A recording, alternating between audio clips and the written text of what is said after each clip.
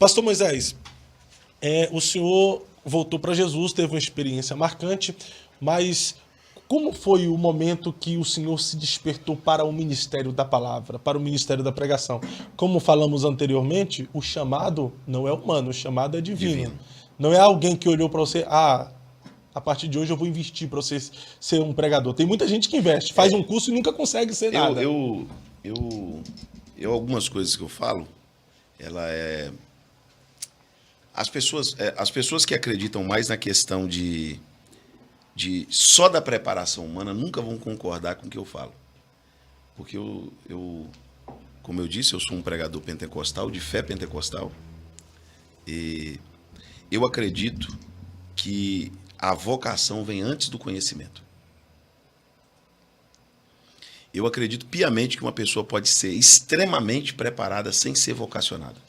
E eu acredito piamente que uma pessoa pode ser vocacionada e totalmente despreparada. É forte. A vocação vem primeiro. Deus não chama a pessoa porque ela preparou. Deus chama a pessoa e a pessoa se prepara. Porque o que vai fazer você se preparar é a certeza de que Deus te chamou. Então você vai procurar ser excelente, você vai procurar aprimorar naquilo. O dom é aperfeiçoado? Mas a vocação, ela é algo muito intrínseco, ela é muito pessoal, ela é muito profunda. E eu comecei a pregar poucos meses após a minha conversão. Eu me batizei, eu não tinha ainda 2 meses de crente quando eu me batizei muito rápido. E eu preguei por muito tempo, pastor Fábio, eu preguei muito tempo nas ruas, nas praças, nas penitenciárias e nos hospitais. Deus é testemunha de que os primeiros anos eu era um pregador assíduo de prisão, de penitenciária. Eu fiz um trabalho carcerário durante um bom tempo. Eu dirigi um culto dentro de uma penitenciária muito grande, e eu não tinha o dinheiro da passagem para ir até a penitenciária. Eu ia a pé e voltava a pé, uma vez por semana. E fazia outros trabalhos carcerários, fui pregador de praça, preguei muito nas praças, nos ônibus, nos trens. Preguei muito, durante muito tempo. Até que eu recebia algumas oportunidades na igreja e depois comecei a pregar ali dentro do meu campo, ali nas cidades circunvizinhas à minha cidade, mas o meu ministério da pregação começou nas ruas, nas praças, nos presídios. Eu passei um bom tempo pregando assim.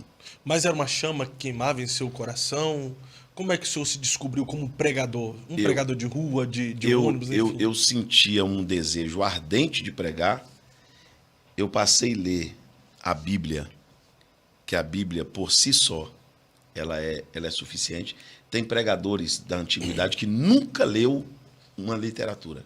E foi um dos maiores pregadores do mundo, sem ter lido uma literatura. Ele só lendo a Bíblia. A Bíblia é suficiente. Quem lê a Bíblia e estudar a Bíblia está preparado para pregar o Evangelho. Se ele não lê nenhum outro livro. Se ele é interessante ele ler, porque ele vai estudar, ele vai fazer uma teologia, mas a Bíblia é suficiente. E eu, como eu não era um pregador de igreja, eu não pregava nas igrejas, eu não poderia ficar sem pregar. E eu me tornei um pregador na igreja usando também a inteligência. Eu passei a frequentar, eu ia no culto todos os dias, e passei a frequentar cultos que não ia pregadores. Um culto na casa. Sim. Qual pregador que briga para ir numa casa pregar? Verdade. Um círculo de oração com 5 irmãs, 7 horas da manhã. Então lá estava eu, com o dedo dentro da Bíblia, preparado para pregar. Então eu comecei a receber as oportunidades na igreja, frequentando os cultos que os pregadores não iam.